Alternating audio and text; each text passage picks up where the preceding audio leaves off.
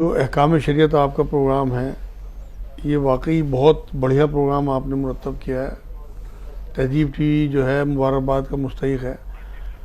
آج کا جو آپ کا سوال ہے وہ سب سے اہم ترین سوال ہے، کیونکہ ایمان میں آنے کے بعد آپ کو لا الہ الا اللہ پہ ہی آنا پڑے گا اور محمد رسول اللہ پہ۔ آپ کا جو سوال ہے کہ لا الہ الا اللہ کے تقاضے کیا ہیں، اصل میں الہ کہتے ہیں معبود کو، اللہ کو اکیلا معبود ماننا اور اپنی خواہشوں کو ختم کر کے اللہ کی خواہش پہ چلنا، یہ لا الہ الا اللہ ہے۔ اصل میں اللہ ہمارا رب ہے، اور ہمیں یہ بات طے کرنی پڑے گی کہ اب جو کچھ اس نے ہمارے لیے مرتب کر دیا شریعت میں، اپنے رسول کے ذریعے جو تعلیمات بھیج دی، وہی ہمارے لیے ٹھیک ہیں، انہی پہ ہم زندگی گزار کے فلاح پا سکتے ہیں، اسی پہ زندگی گزار کے ہم جنت پا سکتے ہیں، اللہ کا قرب پا سکتے ہیں۔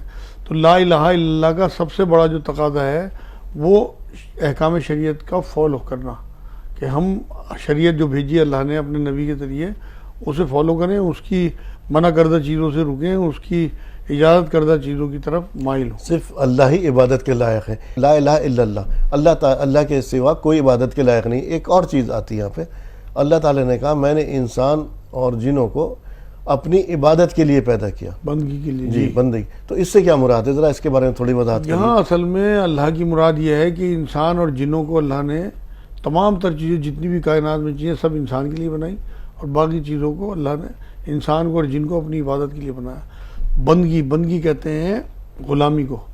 جی غلام کے معاملے میں میں ایک قول بتاتا ہوں آپ کو، حضرت بلال بن برہ رضی اللہ تعالیٰ عنہ، جی ان کا قول یہ ہے، جب کسی نے ان سے پوچھا کہ بلال، ایک غلام کی کیا پہچان ہے، کیا صفت ہونی چاہیے، تو ان کا جواب بڑا حسین تھا کہ اصل غلام وہ ہے جس کی نظر اپنے مالک کے اشارے پہ رہے اور کان اس کی آواز پہ رہے۔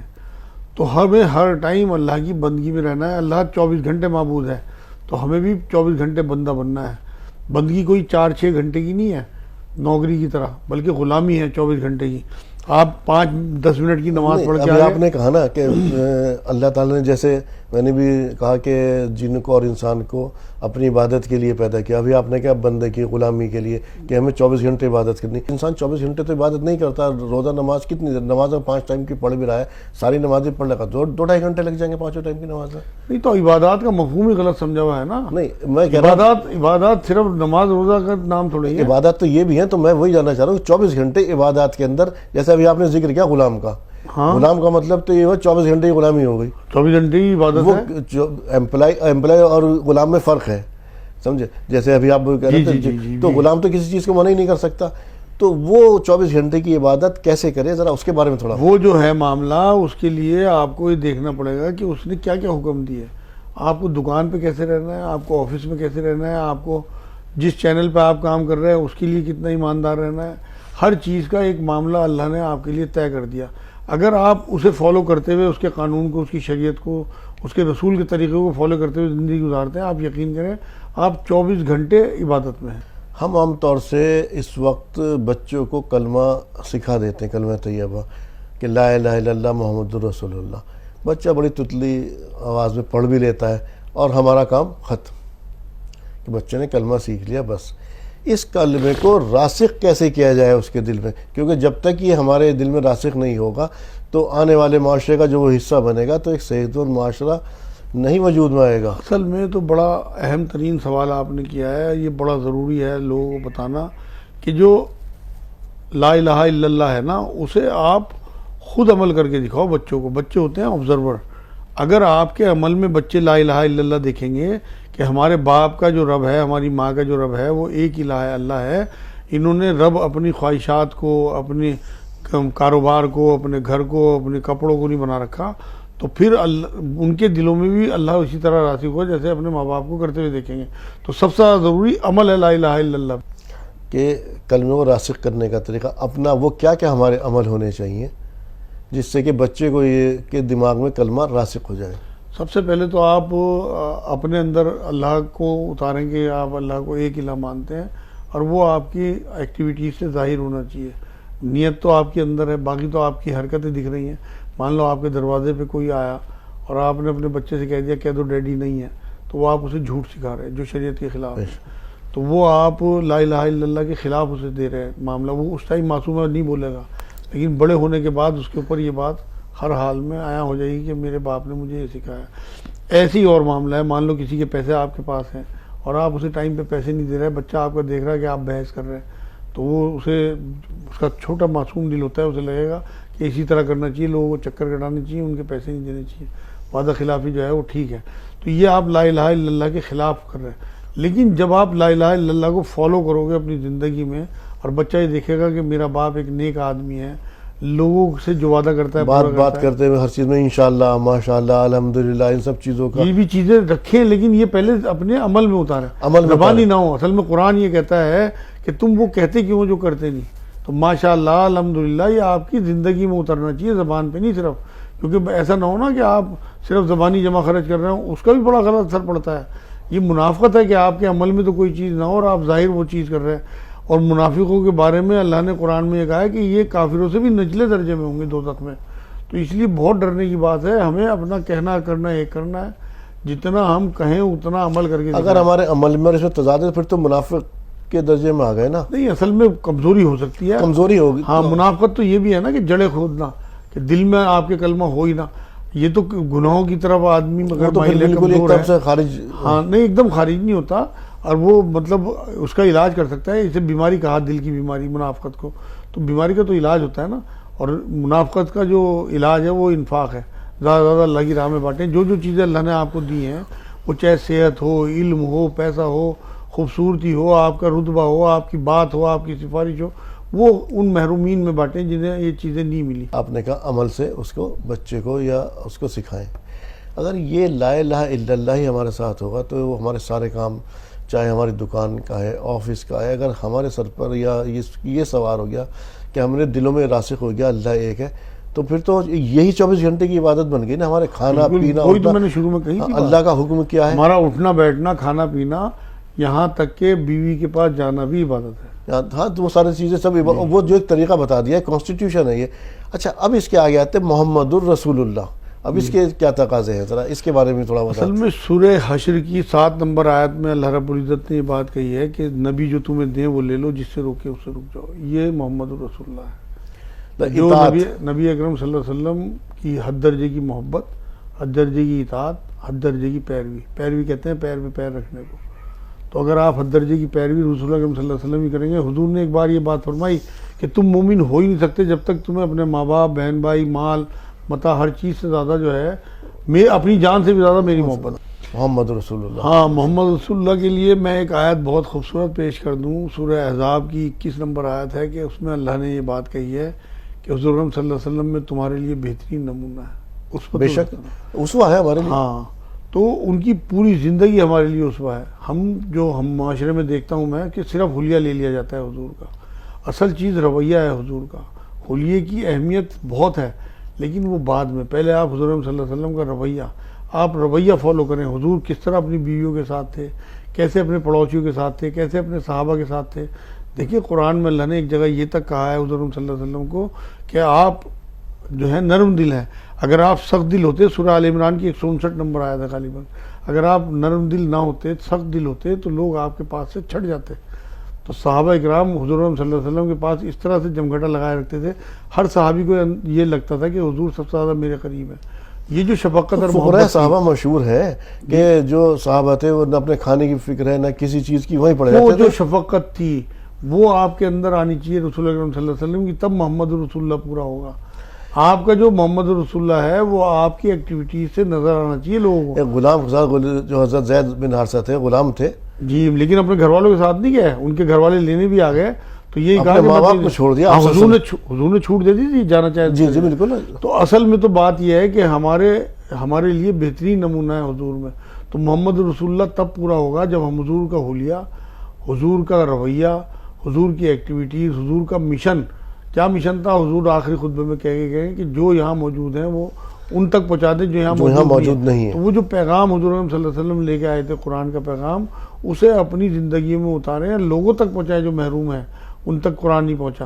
تب آپ محمد رسول اللہ کو پورا کرنے والے بنیں گے، اور وہ پورا کرتے ہوئے آپ کو دیکھیں گے بچے، تو پھر ان کے اندر بھی محمد رسول اللہ. اصل میں رسول مان لینا یہ ہے کہ جو وہ دیں وہ لے لو، جس سے روکیں اس سے رک جاؤ. اور قرآن تو یہ بھی بات کہتا ہے کہ نبی اپنی طرف سے کوئی بات نہیں کہتے. سورہ نجم کی آپ آیت پڑھیں 2 اور 3، خود سے کچھ نہیں کہتے بلکہ جو اللہ ان سے کہلوانا چاہتا ہے وہ کہتے ہیں، وہی کہتے ہیں. تو نبی اپنی طرف سے جب کچھ کہتے ہی نہیں تو آپ نبی کی اطاعت اگر کر رہے ہیں، آپ عملاً نبی کی اطاعت کر رہے ہیں، اصلاً آپ اللہ کی اطاعت کر رہے ہیں. تو کیونکہ نبی کو جو بھی حکم دیتے ہیں اللہ دیتے ہیں، تو ہمیں یہ جتنی بھی حضور صلی اللہ علیہ وسلم کی ہم سنتوں پر عمل کرتے ہیں، ہمیں یہی سمجھنا چاہیے کہ اصلاً اللہ کی اطاعت ہے. یہ ہم اطاعت اللہ کے حکم سے کر رہے ہیں نبی اکرم صلی اللہ علیہ وسلم کی، تو تب ہمارا پورا کلمہ ہوتا ہے. ہمارے ہاں تو صرف زبانی اس کی تسبیح پڑھی جاتی ہے نا، اسے زندگی میں اتارنا ہے، عمل میں اتارنا ہے. دراصل اسے بھی ہم نے سب نے حصول ثواب کا ہی ذریعہ بنا لیا. اور دوسری بات ایک اور کہنا چاہ رہا ہوں، دیکھیے محاسبہ تو سب کا ہوگا، لیکن اگر کسی تک دعوت ہی نہ پہنچی ہو اس کلمے کی، اصل میں وہ تو اللہ اپنے آپ کو انصاف والے کہتے ہیں. تو اگر دعوت نہیں پہنچی ہوگی تو وہ شاید بچ جائیں، لیکن اللہ نے اور انتظام کر رکھے ہوں گے انہیں چوکانے کے. لیکن وہ لوگ پھنس جائیں گے جنہیں دعوت پہنچانے کا حکم تھا. ان کے پاس ایک جواز تو ہے کہنے کے لیے، لیکن اتنا تو اللہ تعالیٰ نے ہر ایک کو عقل سلیم عطا کی ہے نا کہ اللہ بھلے سے کچھ روزہ نماز نہ کیا ہو لیکن شرک نہ کرے. اللہ واحد ذات تو اللہ کو مانے. اصل میں شرک کے بارے میں پہلے بتانے والے بھی تو ہوں جنہیں پتہ ہے کہ شرک بڑا ظلم ہے. قرآن میں اللہ نے کہا شرک ظلم عظیم ہے. دیکھیے میں حضرت ابراہیم علیہ السلام کی وہ لیتا ہوں مثال. حضرت ابراہیم علیہ السلام کو ابھی وحی بھی نہیں آئی، نہ ابھی نبوت کا ظہور بھی نہیں ہوا ہے. انہوں نے دیکھا شروع میں ہی بیٹھ کر کہ میرا باپ یا چچا جو بھی وہ بت بنا رہا ہے اس کو، کہ اس نے انکار کیا یہ بت ہم ہی بنا رہے ہیں اور ہم ہی سے پوچھ رہا ہے. پھر انہوں نے کہا یہ میرا خدا نہیں ہو سکتا. پھر انہوں نے اپنی والدہ سے سوال کیا کہ میرا خدا کون ہے؟ تو انہوں نے کہا کہ تمہارا خدا بادشاہ کے بارے میں، نمرود کے بارے میں کہا کہ آپ کا خدا کون ہے؟ کہ شوہر. تو وہ بھی ان کی سمجھ نہیں آیا. تو پھر دوسری دفعہ انہوں نے کہا اچھا ہو سکتا ہے شاید یہ سورج میں رہا ہو، لیکن سورج بھی غروب ہو گیا. تو ایک جو جہاد وہ تھا نا، جو اس کے بارے میں تلاش تھی، جستجو جو تھی، میں تو اس وقت بلکہ میرا تو ایک یہ آتا بات کہ ذہن میں کہ شاید انسان جو ہے نا ایک طرح سے بیدار، ایک طرح سے سمجھداری اس وقت ہوا پہلی بار کہ اس نے خود، وہی تو بعد میں آئی ان پر نازل ہوئی. تو اس طرح سے اتنا تو محاذ ہر ایک کا ہوگا کہ لا الہ الا، کیونکہ انسان بچہ جب پیدا ہوتا ہے فطرت اسلام پہ پیدا ہوتا ہے. یہ تو حدیث ہے، یہ تو ہمارا ماننا ہے. حساب بھی ہوگا، لیکن جتنا اللہ رب العزت جس کو جتنا دیں گے اس سے ویسا اسی کے حساب سے. اگر اس ماحول میں اسے مان لو جو جنگلوں میں پڑے ہوئے ہیں آدی واسی لوگ ہیں ان تک بات پہنچی نہیں، اس کے لیے تو ہمارا محاسبہ ہوگا. ہمارے پاس موقع ہے، ہم سے پوچھ گچھ. وہی تو میں کہہ رہا ہوں، تو جس کو جیسا رتبہ ویسی پکڑ، جس کی جیسی ذمہ داری ویسی اس سے پوچھ گچھ. تو ہمیں چاہیے کہ ہم اللہ کے کلام کو دیکھیں. قرآن کو اللہ نے ہدی للناس کہا ہے، ہدی للمسلمین نہیں کہا سورہ بقرہ میں. تو یہ تمام انسانیت کے لیے جو ہے وہ ہدایت ہے، اور اس کی ذمہ داری ان لوگوں تک ہے جن کے پاس یہ امانت ہے کہ یہ ان لوگوں تک پہنچائیں جن کے پاس یہ نہیں پہنچا. یہی تو کہا آخری خطبے میں حضور نے. اب ہم خود ہی نہیں پڑھتے اسے، ہم صرف اسے ثواب کی نیت سے لے کے بیٹھ جاتے ہیں. جب تک ہم اسے سمجھیں گے نہیں اس میں کیوں اللہ نے کیا بات کہی، کس طرح زندگی گزاریں، کس طرح آخرت میں ہمارے کام آیا، کس طرح گواہ بنے گا وہاں. جب ہمارے پاس کچھ ہوگا تبھی تو ہم دوسرے کو دیں گے. آپ کی جیب میں 1 روپیہ ہوگا تو آپ کہاں سے 10 روپے کسی کو دے دو گے؟ تو پہلے آپ علم حاصل کریں اور پھر لوگوں میں بانٹیں. آپ اگر بہت ہمت نہیں رکھتے دعوت کی تو آپ کم سے کم قرآن ہی پیش کرنا شروع کر دیں. آپ یقین کریں سینکڑوں کی تعداد میں قرآن بانٹتا ہوں، ہزاروں کی تعداد میں قرآن میرے پاس آتے ہیں. الحمدللہ لوگ بڑی محبت سے، جو میرے ہندو بھائی ہوں، مسلمان بھائی ہوں، مسلمانوں کو اردو میں، ہندو بھائیوں کو انگلش میں اور ہندی میں، اور سب چوم کے لیتے ہیں. آپ دینے والے تو بنے. مطلب ہم نے تو الحمدللہ یہ سلسلہ جب سے شروع کیا، شروع میں تو ہلکا پھلکا ڈر سا لگا، لیکن جب اللہ نے حوصلہ دیا آپ یقین کریں کہ بہت محبت سے لیتے ہیں اور پڑھتے بھی ہیں. بلکہ میں پوچھتا ہوں کہ کتنا 5-4 پیج روز پڑھتے ہیں ہندو بھائی بھی میرے، اور سیٹسفائی ہیں اندر سے. جبکہ ہمارا حال کیا ہے، میں پھر اسے اگر لا الہ الا اللہ کی طرف ہوں کہ جو کلام پاک میں آیا تھا آپ کہ تم لوگوں نے دوسروں کو معبود بنا لیا یا الہ بنا لیا. ہمارا کیا حال ہے کہ اگر اذان ہو رہی ہے، ہمیں ایک چھوٹی سی مثال دے رہا ہوں میں یہ کہ نماز کا وقت ہو گیا تو ہم کہاں بیٹھے کہ ابھی اور گراہک ہمارے سامنے تو ہم کیا کریں گے؟ نہیں، ہم تو رکتے ہی نہیں. اصل میں تو بات یہ ہے کہ میں مسلمانوں کی بات نہیں کرتا. ہمارے گھروں میں پھر یہ کیسے راسخ ہوگا؟ وہ تبھی راسخ ہوگا جب ہم اپنی زندگی میں اتاریں گے. خاص طور سے قوام جو حاکم ہے اسے چاہیے. دیکھیں قرآن میں اللہ رب العزت، ذمہ داری تو مرد کی ہو گئی نا. ہاں دونوں کی ہوتی ہے، ماں باپ دونوں کی، لیکن زیادہ مرد کی، کیونکہ اسے اللہ نے زیادہ رتبہ دیا. سورہ فرقان کی 43 نمبر آیت میں اللہ رب العزت نے یہ بات کہی کہ جن لوگوں نے اپنی خواہش نفس کو اپنا معبود بنا لیا ان لوگوں کے لیے آخرت میں سخت عذاب ہے، اس کا مفہوم ہے۔ اب آپ یہ دیکھیں کہ اگر ہم خواہش نفس کو، مان لو اذان ہو رہی ہے صبح کو اور آپ کروٹ لے کے سو گئے فجر میں، تو آپ نے اپنی نیند کو اپنا معبود بنایا۔ آذان ہو رہی ہے اور آپ نماز چھوڑ کے اپنے گاہک سے نمٹ رہے، تو آپ نے گاہک کو اپنا معبود بنایا۔ تو یہ تو شرک کے زمرے میں آ گیا، بھلے سے یہ خفی سے شرک میں آئے۔ شرک خفی ہے۔ ایک بات اور بتا دوں میں آپ کو، جی جس کی خوشنودی آپ نے حاصل کرنی ہے وہی آپ کا الہ ہے۔ صحیح آپ اگر لوگوں کی خوشنودی حاصل کر رہے ہیں نا، اپنی بیوی کی، اپنے بچوں کی، اپنے رشتہ داروں کی، اپنے دوستوں کی، وہی آپ کا الہ ہے۔ خوشنودی ہمیں اللہ کی حاصل کرنی ہے، وہ ہمارا الہ ہے۔ اس کے تابع رہتے ہوئے ہم نے رسول اکرم صلی اللہ علیہ وسلم کے طریقے پہ چلتے ہوئے باقی سب کی خوشنودی کا خیال رکھنا ہے۔ لوگ ناراض ہوتے رہیں لیکن ہمیں اپنے اللہ کو ناراض نہیں کرنا، کیونکہ وہ ہمارا الہ ہے۔ لا الہ الا اللہ جب پورا ہوگا جب آپ اللہ کی پرواہ کریں گے، لوگوں کی پرواہ نہ کریں، لوگوں کا خیال کریں، محبت کریں، ان کے لیے خیر خواہی چاہیں، ان کے لیے جتنا بھی آپ سے ہو سکے رحمت بنے، لیکن آپ کسی بھی قیمت پہ آپ ان کے لیے اپنے اللہ کو نہیں چھوڑ سکتے، چاہے وہ نیند ہو، چاہے وہ کاروبار ہو، چاہے وہ بیوی بچے ہوں۔ اچھا ایک دوسری اور چیز ہے، اگر ہمیں کسی چیز کی خواہش ہوتی ہے یا کسی چیز کی ہمیں ضرورت ہے تو ہمارا طریقہ کار تو ہم تو اللہ کو جب ہی مانیں گے نا، لا الہ الا اللہ کہ نہیں ہے کوئی معبود اللہ کے سوا۔ جب ہم کسی چیز کی ضرورت ہوئی تو اللہ سے ہی مانگیں گے۔ ہمارا طرز عمل کیا ہوتا، کسی دوسرے سے کہہ دیا، اس سے کہا، اس کی خوشامد کر رہے ہیں۔ تو حالانکہ کہہ دینا کسی سے یہ کہ کوئی غلط چیز نہیں ہے، انسانیت ایسی ہے، ایک دوسرے کام بھی آتے ہیں، لیکن ہمارا مانگنا تو اللہ سے۔ آپ صلی اللہ علیہ وسلم نے یہ کہا کہ اگر تمہیں تسمے کی بھی ضرورت ہو تو اللہ سے مانگو۔ ذرا اس کے بارے میں کچھ بیان کیجیے۔ اصل میں ہم زبانی کہتے ہیں ایاک نعبد و ایاک نستعین، جی ہمیں اسے عمل میں لا کے دکھانا پڑے گا، تب کام ہوگا۔ اللہ کو ہمارے دلوں کا حال پتہ ہے۔ ہم کیا کرتے ہیں کہ سب سے لاسٹ میں اللہ کی طرف رجوع ہوتے ہیں، جب ہماری کشتی جو ہے وہ بھور میں پھنس جاتی ہے نا، جی تب ہم اللہ کی طرف رجوع کرتے ہیں۔ حضرت جو ان کے ابو جہل کے بیٹے تھے نا، حضرت اکرمہ ابی جہل، جب وہ بھاگے ہیں ناؤ میں اور جب کشتی ان کی پھنس گئی بیچ میں، تو وہاں بھور میں لوگوں نے لا الہ الا اللہ کہنا شروع کرا، اللہ کو یاد کرنا شروع، انہوں نے بھی۔ تو انہوں نے بھائی جب مجھے یہاں اللہ کو یاد کرنا پڑ رہا ہے تو میں بھی وہاں سب کے بیچ میں نہیں کروں گا، لوٹ کے آئے اور کلمہ پڑھ لیا، اور اللہ نے اسی ان کے ذریعے کشتی بچا دی۔ ہاں بالکل، کشتی ڈوب رہی تھی، پورے ہچکولہ رہے تو یہ جو فیصلہ ہے یہ ہمیں اصل میں، اگر ہم اپنے مصیبتوں کے دنوں میں اگر اللہ کو یاد رکھیں تو آپ یقین کریں مصیبتوں کے دن ہی نہ آئیں۔ قرآن میں اللہ رب العزت نے یہ بات کہی ہے سورہ بقرہ میں کہ میں تمہیں 5 چیزوں سے آزماؤں گا، خوف سے، بھوک سے، جان مال کے نقصان سے اور تمہاری فصلوں کے نقصان سے۔